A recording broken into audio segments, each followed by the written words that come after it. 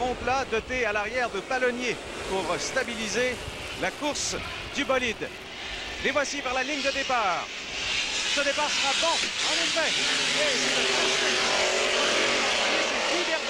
Guy Verdon sur le Crazy Canuck, l'embarcation numéro 7 qui a franchi la ligne en premier, Jean-Denis. Et il a été suivi du numéro 69, Freedom.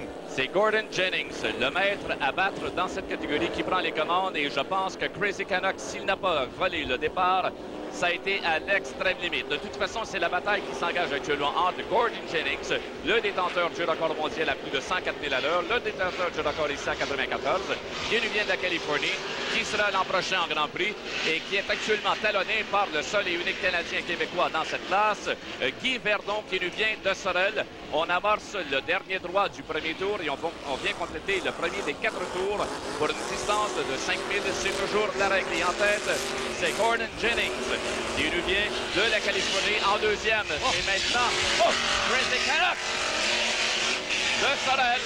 En troisième, c'est le 4. Sur la troisième position, probablement Flat Crazy. Flat Crazy. Ronald Sport de Chalmette en Louisiane, qui avait gagné une de ses épreuves éliminatoires et qui traîne complètement à l'arrière. C'est le Fission de Victor Road de Orange en Californie. Les moteurs les plus populaires dans cette classe. Les moteurs les plus populaires sont des moteurs de jusqu'à 500 pouces cubes. C'est, comme nous l'avons déjà dit, la réplique, ce sont des 400 jusqu'à 500 pouces cubes, 496 Bradbury ou 492 GM. C'est un peu ces bateaux sont au fond plat, ce que les Grands Prix sont à la catégorie d'embarcation hydroplane. Meilleure vitesse moyenne du premier tour, Jean-Denis Giroir. 86, 0.42, c'est bien en descente du record de parcours qui est de 94. Mais c'est Gordon Jennings en tête, en deuxième, Crazy Canuck, et en troisième, c'est Flat Crazy de Ron Sport de Chalmette en Louisiane. Suivi de Doc Daly de Miami qui l'a emporté dans en classe Canam. Doc Daly qui l'a emporté en classe Canam, mais maintenant en classe KRR. Il doit se contenter de la troisième place.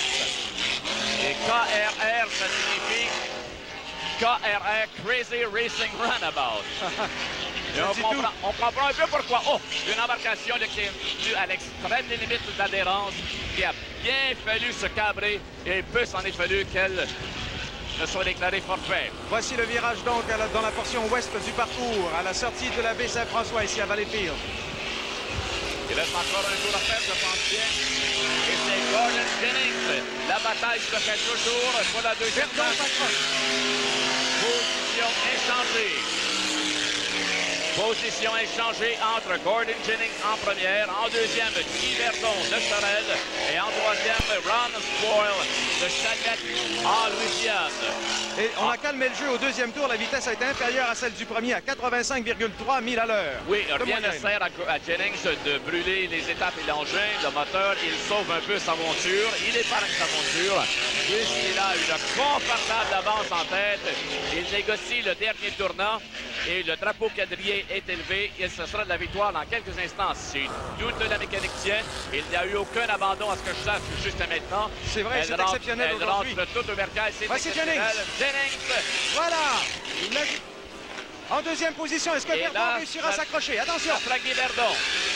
Oui, c'est Verdon. Guy Verdon et en troisième, ce sera Ron Spoil, le Chalmette en Louisiane.